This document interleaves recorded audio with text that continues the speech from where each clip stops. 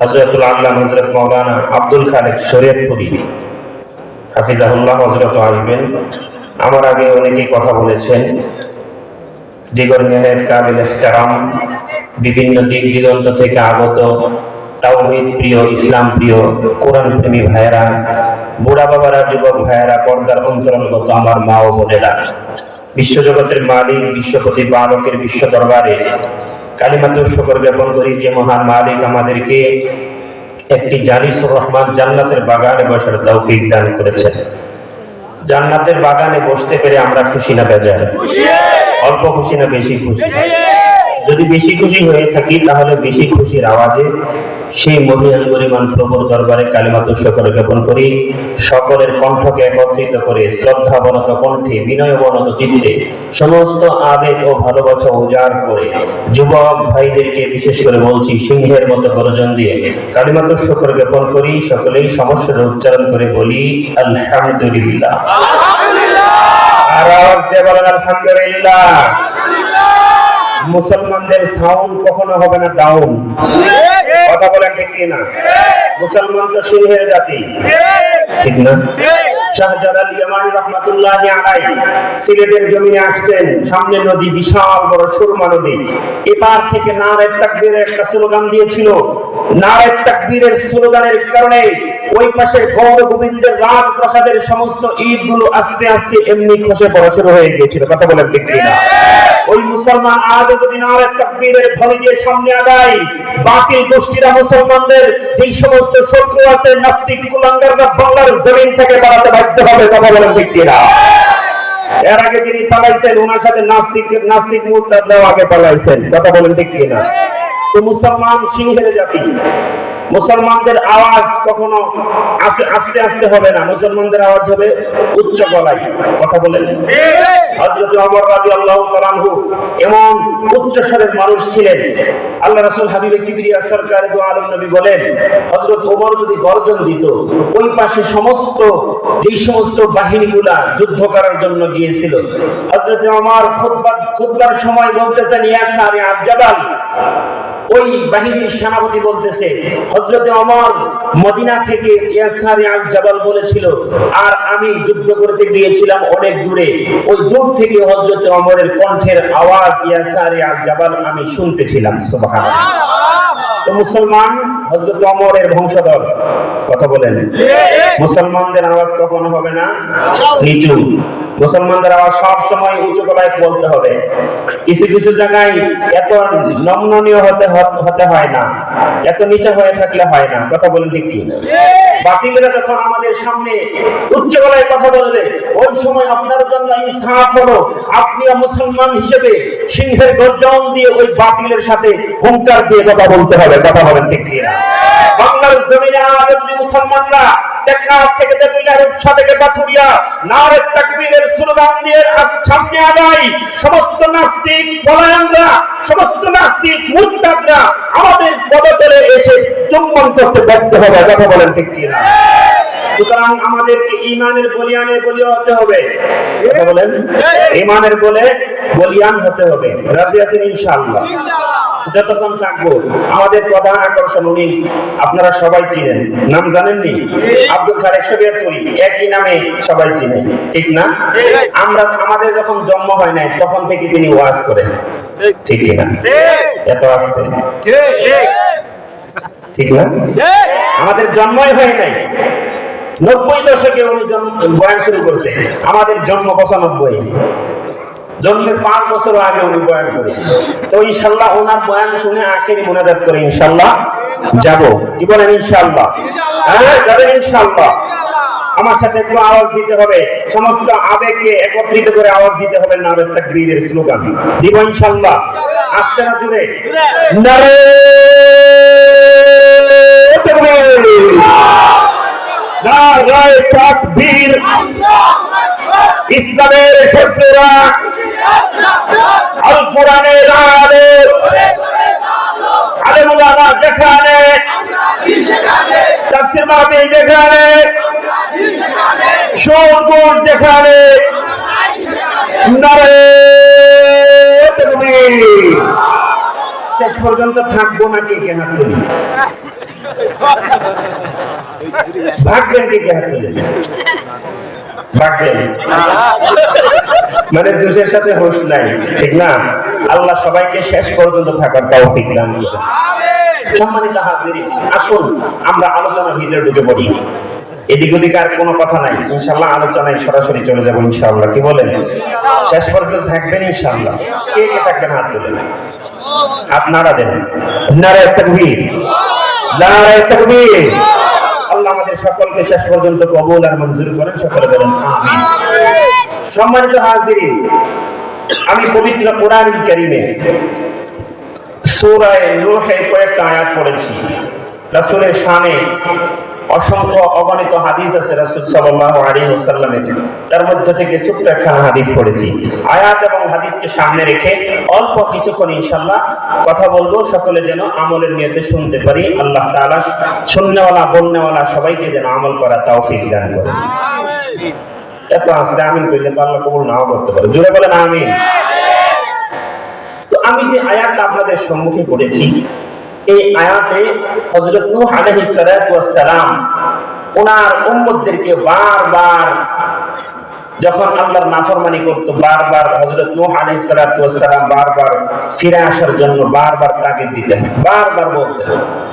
শেষ পর্যন্ত নূহ আলাইহিস সালাতু ওয়াস সালাম যখন একেবারে নিরুপায় হয়ে গেলেন, তখন আল্লাহর কাছে দোয়া করলেন, আল্লাহ আমার উম্মতদেরকে আপনি ধ্বংস করে দেন, প্লাবন দিয়ে ধ্বংস করে দেন। আপনারা জানেন দীর্ঘ 40 দিন পর্যন্ত প্লাবন ছিল, ছিল নি? 40 দিন প্লাবনের পরে আল্লাহ তাআলা আবার নতুন করে নূহ আলাইহিস সালাম যখন তার উম্মতদের জন্য বদদুয়া শুরু করলেন, তখন আল্লাহ তাআলা এই আয়াতগুলো নাযিল করে দিলেন। এবং আল্লাহ তাআলা এই আয়াত নাযিল করে বুঝাইতেছেন, বান্দা যদিও আয়াতটা নূহের উপর নাযিল হয়েছে, নূহ আলাইহিস সালামের বারাতে নাযিল হয়েছে, কিন্তু এই আয়াতগুলো যদি উম্মতে মুহাম্মদীয় শুনে সমস্ত উম্মতদের আগে উম্মতে মুহাম্মদী জান্নাতে চলে যাবে। এমন একটা আমলের কথা আপনাদের সম্মুখে আলোচনা করব, যে আমলটা অল্প সময় লাগে এবং অতি ছোট একটা আমল। এই আমলটা যে ব্যক্তি করবে, আল্লাহ তাআলা তার সমস্ত গুনাহগুলোকে মাফ করে দেবেন, তার সহায় সম্পত্তির ভিতরে বরকত দান করবেন, রহমত থেকে বৃষ্টি দান করবেন। সুবহানাল্লাহ। সন্তানের ভিতরে বরকত দান করবেন, তাকে আল্লাহ তাআলা তার গুনাহগুলো মাফ করে তাকে জান্নাতবাসী করে দেবে। এই আমলটা আমাদের জানা দরকার আছে কিনা? মুসলমান বন্ধুরা রে আমার, যে আয়াতটা আমি আপনাদের সম্মুখে পড়েছি, আল্লাহ রাসূল সাল্লাল্লাহু আলাইহি ওয়াসাল্লাম বলেন, এই আয়াতের সম্মুখে একটা হাদিস আল্লাহ রাসূল বলেছেন, বান্দারে আত্তাইবু মিনাজ যামবি কামান লা যামবা লাহু। যদি কেউ এই শব্দটা পড়ে, আল্লাহ তাআলা তাকে এমন নিষ্পাপ করে দিবেন, মনে হয় নব্য শিশু, নতুন শিশু জন্মগ্রহণ করলে যেমন গুনাহ থাকে না, ওই আল্লাহর বান্দা নিষ্পাপ হয়ে আল্লাহর জান্নাতের মালিক হয়ে যাবে। চিল্লায়ে বলেন সুবহানাল্লাহ। মুসলমান বন্ধুরা রে আমার, আল্লাহ তাআলা বলতেছেন, বান্দা فقلت استغفروا ربكم إنه كان غفارا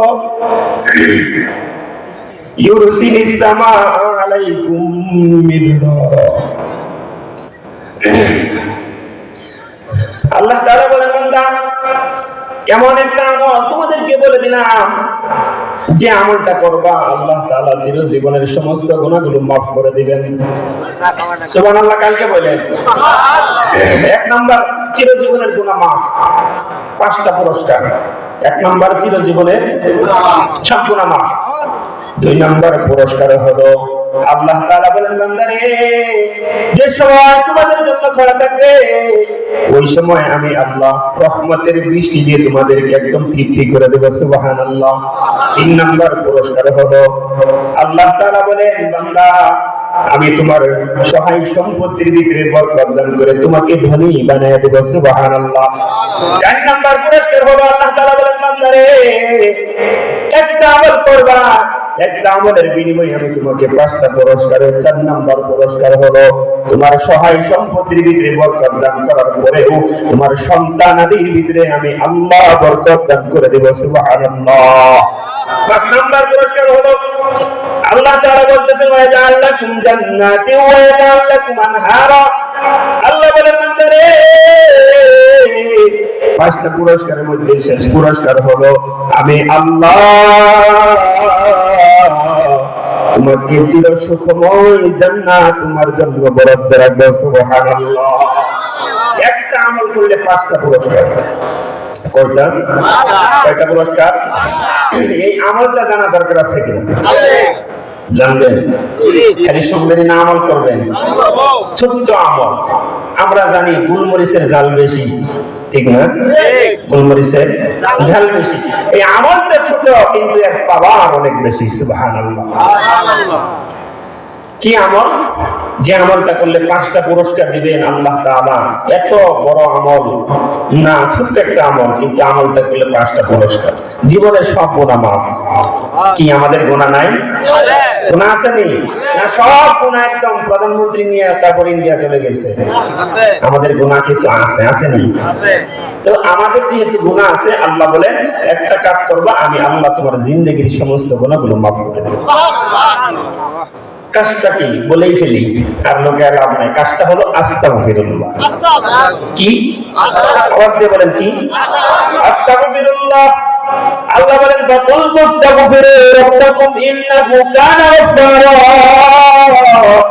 বান্দারে আস্তাগফিরুল্লাহ বলবা, আমি আল্লাহ তোমার জিন্দেগির এই সমস্ত গুনাহগুলোকে maaf করে দেব। আমলটা অনেক ছোট না বড়? একেবারে ছোট। সবাই বলেন আস্তাগফিরুল্লাহ। আওয়াজ দিয়ে বলেন না আস্তাগফিরুল্লাহ। আল্লাহ বলেন বান্দারে, এই দুনিয়ার লোকেরা শুনো, তোমরা যদি আস্তাগফিরুল্লাহ আমল করতে পারো, আমি আল্লাহ 1 নম্বর পুরস্কার হিসেবে তোমার জিন্দেগির সব গুনাহ maaf করে দেব। সুবহানাল্লাহ। মাফ করতে পারেন কিনা আল্লাহ? ক্ষমা করার মালিক কে? ক্ষমতার মালিক কে? ক্ষমতা থেকে ছিনিয়ে নেওয়ার মালিক কে? তো আল্লাহ মাফ করতে পারেন কিনা? আপনারা জানেন বনি ইসরাঈলের এক বদমাশ ছিল, বদমাশের নাম হলো কিফিল। এই বদমাশের নারী লোক ছিল, এমন কোনো অপকর্ম নাই এই বদমাশ করে নাই। এই বদমাশের নাম ছিল কিফিল। এই বদমাশ তার চাচাতো বোনের জামাই মারা যায়। চাচাতো বোন তার কাছে গিয়ে বলে, ও আমার ভাই রে, কিছু সম্পদ দাও, কিছু স্বর্ণ মুদ্রা দাও, বিক্রি করে আমি আমার সন্তানাদির খাবার বহন করি। এই কিফিল বলতেছে, তোমাকে স্বর্ণ মুদ্রা দিব, কোনো সমস্যা নাই, কিন্তু একটা কাজ করতে হবে, আমার চাহিদা পূরণ করতে হবে। নাউজুবিল্লাহ। আমাদের সমাজে এরকম কিছু লোক আছে, আছেন নারীর লোক, এমন কোন অপকর্ম নাই, করে নাই। তো এই কিফিল বলতেছে, ঠিক আছে, তোমার সব চাহিদা, তোমার যা লাগে সব দিব, কিন্তু আমার চাহিদা পূরণ করতে হবে। মহিলা মানুষ, এদিক দিয়ে কিছুদিন পরে যখন তার সংসার আর চলে না, সন্তানাদি গুলো না খেয়ে থাকতেছে, এবার এই প্রস্তাবে রাজি হয়ে গেছে। কিফিলের কাছে গিয়ে বলে, কিফিল ভাই রে, আমাকে কিছু স্বর্ণ মুদ্রা দাও, এই স্বর্ণ মুদ্রা বিক্রি করে আমি আমার সন্তানের খাবার ব্যবস্থা করব। কিফিল বলে, ঠিক আছে, সমস্যা নাই, চলো চলো, চাহিদা পূরণ করতে হবে। এবার কিফিল আর ওই মহিলাটা নির্জন করে সবাই যখন উলঙ্গ হয়ে গেছে, উলঙ্গ হয়ে যাওয়ার পর দেখতেছে তার চাচাতো বোন থর থর থর থর করে কাঁদে। কিফিল জিজ্ঞেস করে, ভাই রে, বোন রে, কাঁদতেছে কেন, বলো। এবার বোন বলে, হাইরে, চিরজীবনে আমার জিন্দগিতে আমার কোন পরপুরুষ আমাকে স্পর্শ করে নাই, আজ পর্যন্ত আমার স্বামী ছাড়া কেউ আমাকে স্পর্শ করে নাই, একমাত্র আমি আল্লাহকে ভয় করি। আমি ভয় করতেছি, না জানে আল্লাহ আমাকে কি করে এই জন্য কাঁদতেছি। এবার কিফিলের মনে মায়া লেগে গেছে। মায়া লাগার পরে কিফিল বলতেছে, যা, তোকে মাফ করে দিলাম, আর আমার চাহিদা পূরণ করতে হবে না, আমি তোকে মাফ করে দিলাম, সব স্বর্ণ মুদ্রা তোকে দিয়ে দিলাম, যা যা স্বর্ণ মুদ্রা বিক্রি করে বাজার থেকে তোর সন্তানের জন্য কিছু ব্যবস্থা কর, সব মাফ করে দিলাম। এবার কিফিলের মনে মায়া লেগে গেছে, হাই রে, একজন মহিলার ঈমান কত বেশি, আমি কিফিল সারা জীবন গুনাহ করলাম, গুনাহ করার পরেও আমার কোনো অনুভব আসে না। এই কিফিল এই কথা ভেবে ভেবে পাহাড়ের সবথেকে উপরে পাহাড়ে গিয়ে একটা ঝুপড়ি করে বসে আল্লাহর কাছে আস্তাগফিরুল্লাহ আস্তাগফিরুল্লাহ আস্তাগফিরুল্লাহ বলে বলে আল্লাহর কাছে ক্ষমা চায়। আর আল্লাহর কাছে বলে, ওগো পরওয়ারদিগার, দয়ার মালিক আল্লাহ, আমি বড় অসহায়, গুনাহ করেছি, আমি জিন্দেগিতে কোনো ভালো কাজ করি নাই, আল্লাহ আমাকে মাফ করে দাও, আর কোনোদিন আমি এই গুনাহ করব না। এবার আল্লাহ তাআলা তাকে মাফ করে দিয়েছেন। সুবহানাল্লাহ। আপনারা জানেন ভালো মানুষ মারা গেলেও লোক দেখতে যায়, খারাপ মানুষ মারা গেলেও কিন্তু লোক দেখতে যায়, যায়নি? এলাকার সমস্ত লোকেরা এবার কিফিলকে দেখার জন্য গিয়েছে, কিফিল দেখি তার মরণটা কেমন হলো। গিয়ে দেখে কিফিল একটা ঝুপড়ি ঘরের ভিতরে, কিন্তু তার দরজার সামনে আল্লাহ তাআলা লিখে দিয়েছেন, ওয়াগফারাল্লাহু লাহুল কিফিল, আল্লাহ তাআলা কিফিলের সমস্ত গুনাহগুলো আল্লাহ মাফ করে দিয়েছেন। সুবহানাল্লাহ। জিকির করি লা ইলাহা ইল্লাল্লাহ। এই ভাই সামনে যারা আছো সবাই চলে আসো, জিকির করি লা ইলাহা ইল্লাল্লাহ লা ইলাহা ইল্লাল্লাহ জুরে লা ইলাহা ইল্লাল্লাহ লা ইলাহা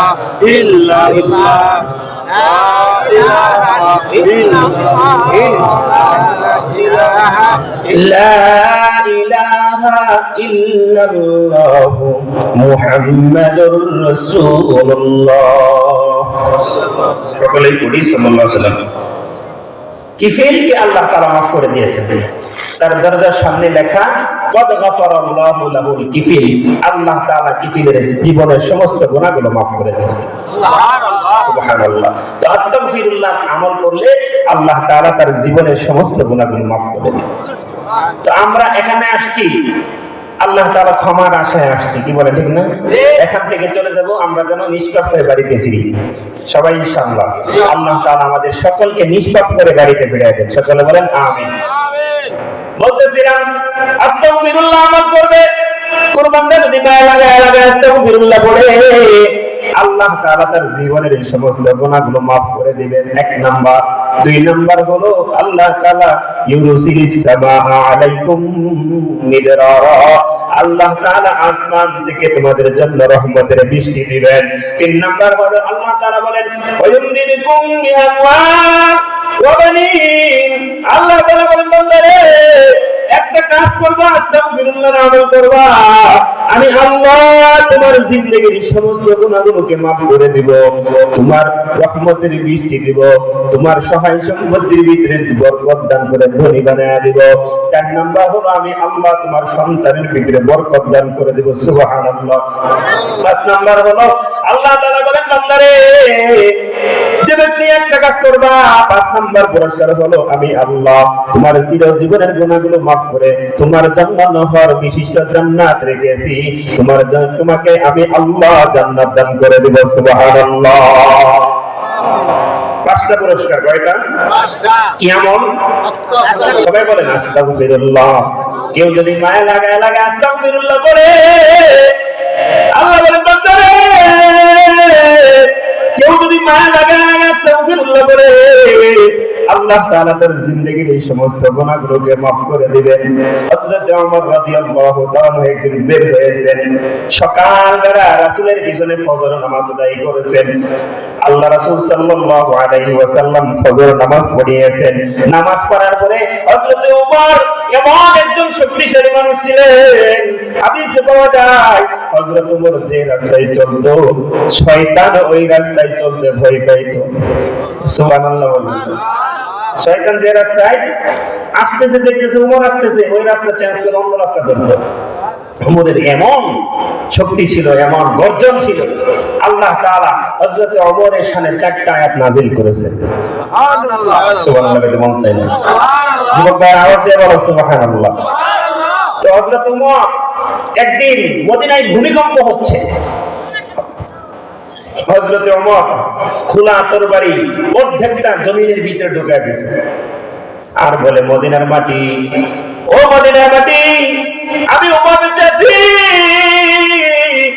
এখনো পর্যন্ত মদিনার মাটিতে ভূমিকম্প হয়, তোমরা এত বলেছ কি করে হলো? আমি ওমর এখনো বেঁচে আছি। হাদিসের পাতায় পাওয়া যায়, মুফাসসিরিনগণ লিখে, ওই যে ওমরের অর্ধেক তরবারি মাটির ভিতরে ঢোকায় দিয়েছে, এরপর থেকে যতদিন দুনিয়া থাকবে মদিনার মাটিতে আর কোনোদিন ভূমিকম্প হবে না। সুবহানাল্লাহ। হযরত ওমর এমন শক্তিশালী গর্জনওয়ালা ছিলেন। হযরত ওমর একদিন বের হয়েছে, সকালবেলা নামাজ পড়ে বের হয়েছে, গিয়ে দেখি রাস্তার পাশে এক আল্লাহওয়ালা বান্দা, এক বান্দা বসে বসে করুণ সুরে কান্না করে। জিজ্ঞেস করে, ভাই রে কান্দো কেন বলো? এই বেচারা আরো বেশি কান্দা শুরু করে দিয়েছে। লাস্ট পর্যন্ত হযরত ওমর জিজ্ঞেস করে, ভাই রে কি কারণে তুমি কাঁদতেছো বলো? ওই আল্লাহর বান্দা বলে, ওমর তোমাকে আমি বলবো না, চলো নবীজির দরবারে নিয়ে চলো, আমি এই কথা নবীজিকে বলবো। সুবহানাল্লাহ। হযরত ওমর এবার নবীজির দরবারে নিয়ে গেছে। আল্লাহ রাসূল হাবিবে কিবরিয়া সাহাবায়ে কিরামদেরকে নিয়ে বসে আছে। জিজ্ঞেস করে, বলো কি জন্য তুমি আস্তে আস্তে করুণ সুরে কান্দো, বলো কি জন্য কান্দো? এবার এই আল্লাহর বান্দা বলে, ও পয়গম্বর, আমি এমন একটা গুনাহ করেছি, এই গুনাহের কথা যদি বলি আপনি আমাকে আপনার দরবার থেকে ফিরিয়ে দিবেন, পাঠিয়ে দিবেন, দূর দূর করে তাড়ায় দিবেন। আল্লাহ রাসূল বলেন, হাল আশরাকতা বিল্লাহ, তুমি কি আল্লাহর সাথে কাউকে শরীক করেছো? ওই আল্লাহর বান্দা বলেন, না এটাও করি নাই। আল্লাহ রাসূল বলেন, হাল কাতালতা নাফসান, তুমি কি কাউকে হত্যা করেছো? না এটাও করি নাই। তাহলে কান্দো কেন বলো? ওই আল্লাহর বান্দা বলে, ও পয়গম্বর, মদিনার মাটিতে আমি একজন সবথেকে বড় কাফন চোর। কিছু কাফন চোর, কাফনে কাপড় চুরি করে। আল্লাহ রাসূল মুস্কি হেসে বলে, এই কাফন চোর, তুমি যদি তওবা করো আল্লাহ তাআলা তোমার গুনাহগুলোকে মাফ করে দিবে। ওই কাফন চোর বলতেছে, ও পয়গম্বর, সবাই আমাকে চিনে, আমি একজন কাফন চোর, কিন্তু গতকালের ঘটনা একটু শুনেন ও পয়গম্বর। আল্লাহ রাসূল হাবিবে কিবরিয়া সরকারে তো আলম নবী বলেন, কি ঘটনা বলো? ওই আল্লাহর বান্দা বলে, ও পয়গম্বর, প্রতিদিনের ন্যায় গতকাল রাতেও আমি এক বান্দির কবরে গিয়েছিলাম। কবরটা আস্তে আস্তে খনন করে যখন কবরের বাঁশগুলা ছড়ায়, বাঁশগুলা অন্য জায়গায় রেখে আমি কবরে ঢুকলাম। কবরের যে মহিলা নারী ছিল, লাশ ছিল, এই লাশটা কোরআনের হাফেজা ছিল। মদিনার মাটিতে ওই কোরআনের হাফেজাকে বেগানা নারী, বেগানা পুরুষ কোনোদিন দেখে নাই। এমন একজন তাহাজ্জুদ গুজার আল্লাহওয়ালা বান্দী ছিল। ও পয়গম্বর, আল্লাহ রাসূল এই ঘটনা শুনতেছে, চোখের পানি পড়া। এরপর বলে, ও পয়গম্বর, তারপরে যখন আমি এই কবরে ঢুকলাম, ঢোকার পরে মহিলাদের কাফনের কাপড় কয়টা থাকে? কয়টা? অনেকেই জানেও না, ঠিক না? মহিলাদের কাফনের কাপড় কয়টা? পুরুষদের 3টা। মাশাআল্লাহ, অনেকেই জানে। মাশাআল্লাহ, মাশাআল্লাহ বলেন না। এখানে অনেক আলেম ওলামারা বসে আসতে, ওনারাই বেশি বলছে। তো মহিলাদের 5টা কাপড় থাকে। আল্লাহ রাসূল সাহাবায়ে কিরামদেরকে এই ঘটনা শুনতেছেন, বিস্তারিত শুনতেছেন। এবার ওই আল্লাহর বান্দা বলে, ও পয়গম্বর, আমি ওই কবরে ঢুকলাম, ঢোকার পরে 5টা কাপড় আস্তে আস্তে খুলে নিয়ে আসলাম। যখন 5টা কাপড় আমি খুলছি, ও পয়গম্বর,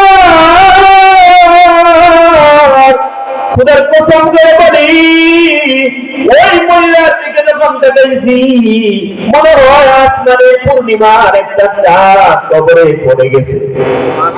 আমি যখন 5 টুকরা কাপড় নিয়ে চলে আসব, শয়তান আমার মাথায় চেপে বসছে, এই কাপড়ের কাপড় 5 টুকরা কাপড় নিলি, কিন্তু ওই আল্লাহর বান্দাকে একবার তাকাইলি না। যদি হাতে টর্চ লাইট থাকে, টর্চ লাইট দিয়ে দেখ মদিনা সব থেকে সুন্দরী রমণী, তাকিয়ে দেখ, তাকিয়ে দেখ। ও পয়গম্বর, লাস্ট পর্যন্ত আমার হাতে একটা লাইট ছিল, লাইট যখন মারলাম দেখলাম মদিনার সব থেকে সুন্দরী মহিলা। এবার শয়তান আমার মাথায় আরো ধরে বসলো। শয়তান বারবার আমাকে বলতেছে, এত সুন্দর মহিলার সাথে তুই জিনা করা ছাড়া যাস না। এবার সুবর্ণ সুযোগ, তোকে কিছুই বলবে না কারণ মেয়েটা মহিলা। এবার ওগো আল্লাহর নবী পয়গম্বর, লাস্ট পর্যন্ত শয়তানের ধোঁকায় পড়ে আমি লাস্ট পর্যন্ত ওই মৃত মহিলার সাথে জিনায় লিপ্ত হলাম। নাউজুবিল্লাহ। ওগো পয়গম্বর, জিনার কাজ যখন সম্পন্ন করলাম, কবর থেকে উঠে আসবো, এই মুহূর্তে দেখলাম কবর থেকে যখন আমি উঠবো, কে জানি ওই মহিলা কণ্ঠে বলতেছে, এই আল্লাহর বান্দা, শেষ পর্যন্ত তুই আমাকে নাপাক করে দিলি। আল্লাহ রাসূল ঘটনাটা শুনে চোখের পানি আর ধরে রাখতে পারলেন, চোখের পানি ফেলে ফেলে বলে, এই আল্লাহর বান্দা আর বলিস না, আমি পয়গম্বর ঠিক থাকতে পারতেছি না। এই আল্লাহর বান্দা বলে, পয়গম্বর, আমি যখন কবর থেকে উঠে আসবো, ওই মহিলার কণ্ঠে তোমার কানে এখনো বাজতেছে। ওই মহিলা বলতেছে, আল্লাহর বান্দা, দুনিয়াতে আমাকে কোনো পরপুরুষ আমাকে স্পর্শ করে দেয়, আমি মরে গেছি, আমি লাশ হয়ে গেছি, তারপরে তুই তোর মতো নিমুখ খারাপ দুনিয়াতে আর কেউ হয় না, তুই আমার সাথে জিনায় লিপ্ত হলি। এখানে তো কেউ দেখলো না, কিন্তু আল্লাহর যখন বিচার শুরু হবে, ওই সময় আল্লাহর কাঠ গড়ায় তোকে বের করে তোকে জবাব দিতে হবে। ও পয়গম্বর, এই কথাগুলো বারবার আমার কানে শোনালাম, আমি আর কোনোভাবেই টিকে থাকতে পারলাম না।